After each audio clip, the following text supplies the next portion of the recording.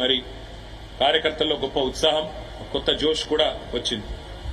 వాళ్ళ రాష్ట్రంలోనేమో ఇక్కడ కాంగ్రెస్ ప్రభుత్వం మేము చేసిన పనులన్నింటినీ కూడా తిరగదోడి కొత్త జిల్లాలు రద్దు చేయాలని, అదేవిధంగా కేసీఆర్ ఆనవాళ్లు లేకుండా చేయాలని ఒక చిల్లర ప్రయత్నం ఏదైతే చేస్తున్నదో ఇది కూడా రాష్ట్ర ప్రజల్లో ఒక విముఖతను, ఒక రకమైన మరి ప్రభుత్వం పట్ల వ్యతిరేకతను పెంచిందని చెప్పి కూడా మేము అనుకుంటా ఉన్నాం. అదేవిధంగా 6 గ్యారంటీలు 100 రోజుల్లో అమలు చేస్తామని చెప్పి మొత్తంగా 420 హామీలు ఇచ్చి ఇవాళ వాటిని తుంగలో తొక్కిన వైనం మీద కూడా కాంగ్రెస్ పార్టీ మీద ప్రజల్లో తీవ్రమైన వ్యతిరేకత కనబడింది. మేము ఎక్కడెక్కడైతే తిరిగినామో చాలా స్పష్టంగా, ముఖ్యంగా గ్రామీణ ప్రాంతాల్లో రైతు భరోసా అని చెప్పి మోసం చేసినందుకు, రైతు బంధునే మొత్తంగా వేయనందుకు, కరెంటు విషయంలో తీవ్రమైన నష్టం చేసినందుకు, క్వింటాల్కు 500 బోనస్ ఇస్తామని చెప్పి బోగస్ మాటలు చెప్పి మోసం చేసినందుకు ఇవాళ రైతులు బగ్గున మండుతా ఉన్నారు. తప్పకుండా ఆ వ్యతిరేకత అనేది ఓట్ల రూపంలో కనబడుతుంది గ్రామీణ ప్రాంతాల్లో అని చెప్పి మేము అనుకుంటా ఉన్నాం.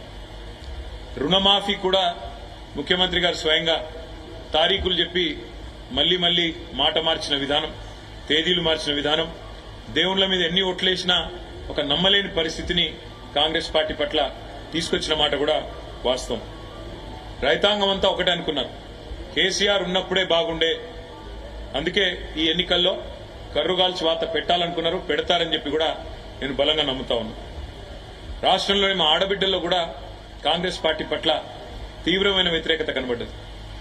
మహిళలకి 100 రోజుల్లోనే 18 ఏళ్లు నిండిన 1,67,00,000 మంది ఆడబిడ్డలకు నేను నెలకు 2,500 రూపాయలు 100 రోజుల్లోనే ఇస్తానని చెప్పి ఏదైతే మాట ఇచ్చారో ఆ హామీ నెరవేర్చకపోవడం, అది మాత్రమే కాకుండా తులం బంగారం అని, స్కూటీలని, పెద్ద మనుషులకు కూడా 4,000 పెన్షన్లని, అదేవిధంగా చివరికి మాటలన్నీ పెద్ద మాటలు చెప్పి మంచినీళ్లకి మళ్ళీ ఒక్కసారి రోడ్డున పడాల్సిన దుస్థితి, బిందెలు పట్టుకుని రోడ్డుకెక్కే పరిస్థితి ఏదైతే ఈ ప్రభుత్వం తెచ్చిందో దానివల్ల మహిళలు ముఖ్యంగా వారు కూడా తీవ్రమైన ఆగ్రహంతో ఈ ప్రభుత్వాన్ని క్షమించే పరిస్థితిలో లేరు.